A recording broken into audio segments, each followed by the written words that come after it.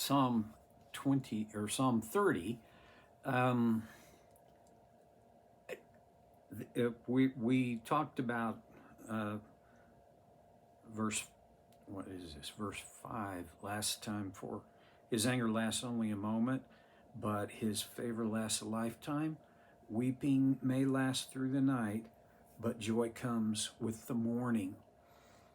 Very, if you take these things as intended to be literal statements, well, don't. Because this is metaphorical, very symbolic language. And when he kind of changes mood in verse 6. When I was prosperous, I said, nothing can stop me now. I think that's kind of human nature.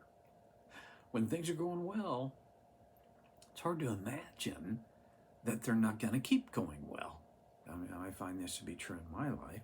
When I was prosperous, I said, nothing can stop me now. Then, verse 7, your favor, O Lord, made me as secure as a mountain. Then you turned away from me and I was shattered. All right, here is a principle. Okay, when things are going well, I feel great. In fact, I almost feel invincible. Nothing can stop me now. Like the momentum, I got that. It's rolling the way it should. And he said, your favor, O Lord, made me as secure as a mountain. Now, symbolic language again. But a mountain is, an actual mountain is virtually impossible to move. And in a military sense, you want to seek higher ground. That's where the best defense can be made. The mountain provides that, the security of the mountain. And David writes that God's favor, your favor, O Lord, made me as secure as a mountain. This season of prosperity is the result of God's favor. Then it's a curious twist. Then you turned away from me and I was shattered. Is it possible that there are times when God grants his favor to us, and we experience a season of prosperity? But I mean, I've seen this happen in my life. You've probably seen it in yours and other people's. And then also, are not there times when it turned, and not in a good way? Things got much more difficult. They got, well, my prosperity, excuse me, it turned to scarcity. Well, do you ever wonder why? I mean, here, David writes, then you turned away from me and I was shattered. I wonder why. I have an idea why. It's not so that God doesn't turn away from me to find out how I'll handle it. He already knows how I'll handle it. I mean, he didn't need, there is nothing he doesn't know. I don't know, though.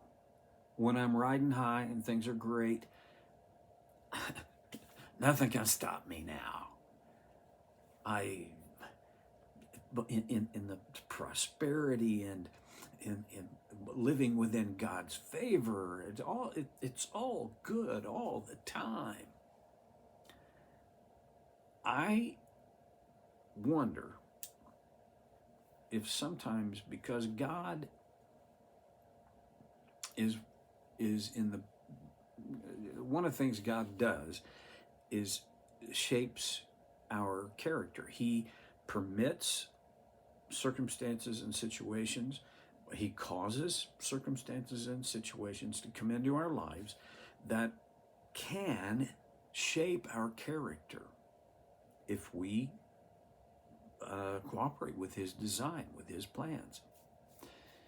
And sometimes it, adversity is required for us to discover our depth or shallowness as people. You turned away from me and I was shattered. Does God really ever turn away from us? In the sense that he no longer cares, or he no longer bothers, or, well, I don't think so. The Hebrew writer wrote, speaking of God, I will never leave you, I will never forsake you.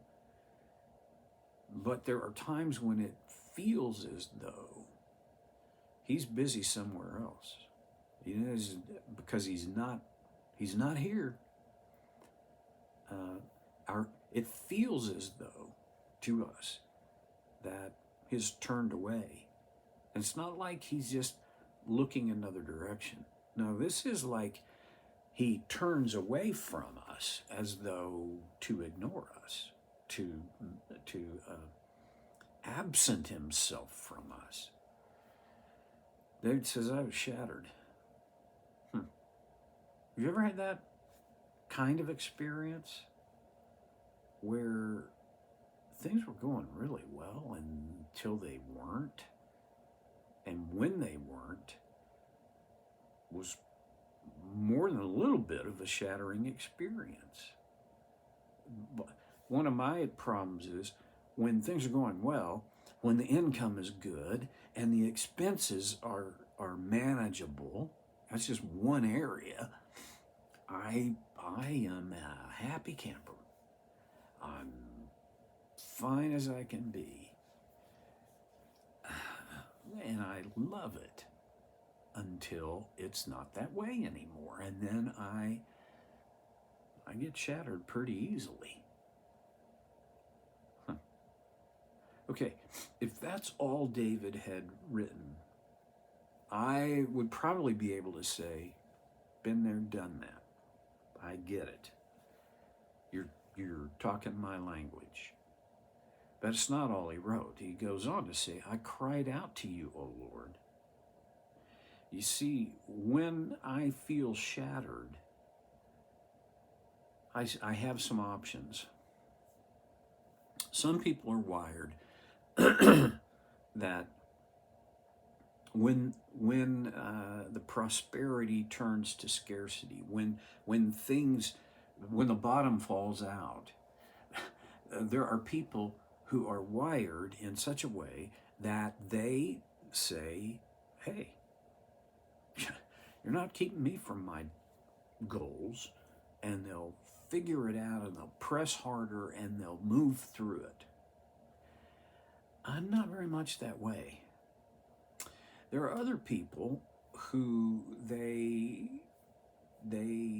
just kind of live in this victim stance. It was going so good. What happened? Who did this to me? I don't want to live there, but I have a tendency to go there. And then another kind of person that does what David said. We cry out to the Lord. And then David tells us the substance of his crying out. This idea of, I cried out to the Lord, I cried out to you. David uses that terminology a lot. Again, I've talked about it before, but to cry out was not to offer a reasoned argument or present my case to you. I am crying out. He said, I begged the Lord for mercy.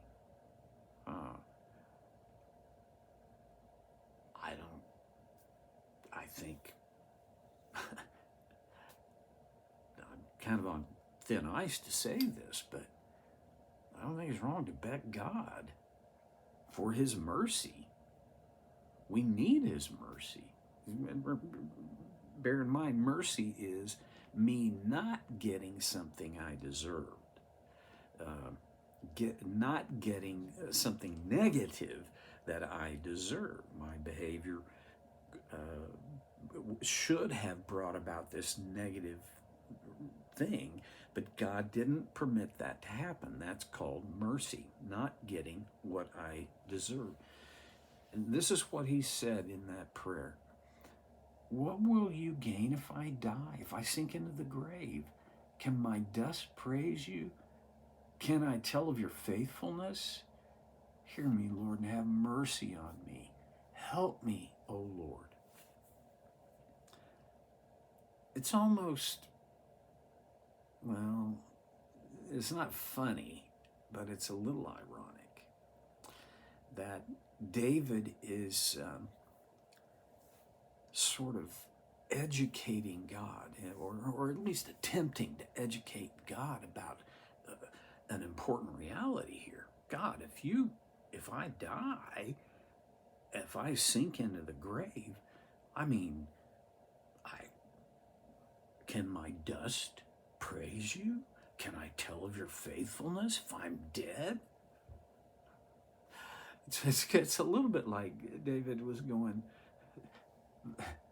let me explain to you, God, which is, to me, it shouldn't be funny, but it kind of is when I think about the fact I'm not going to be able to tell God anything that he doesn't already know.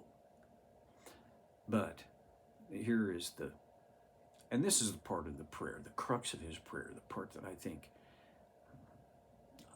I must pray, and I think followers of Jesus have to be willing to, have to permit themselves to pray this.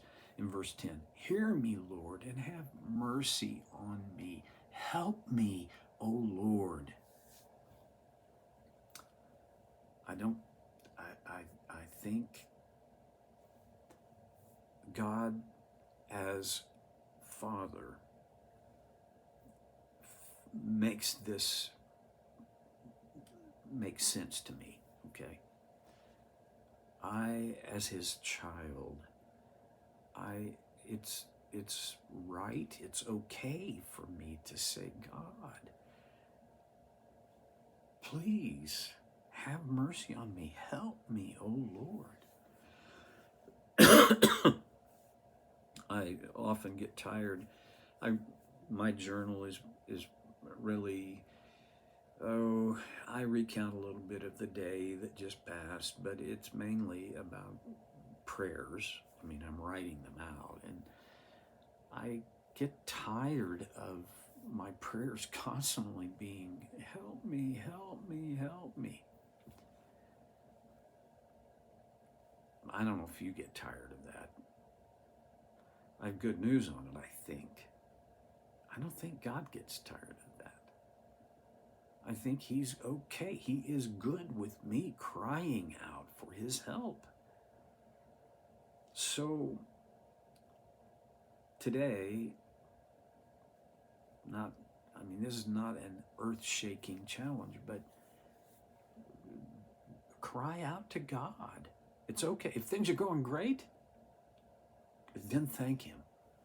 But if they're not going so great, cry out to him for his mercy, for his help. It's not a weak thing to do. It's a good, smart thing to do. He wants you and me to do that. Okay, well, pick it up here next time on So Care with Stevie Boy.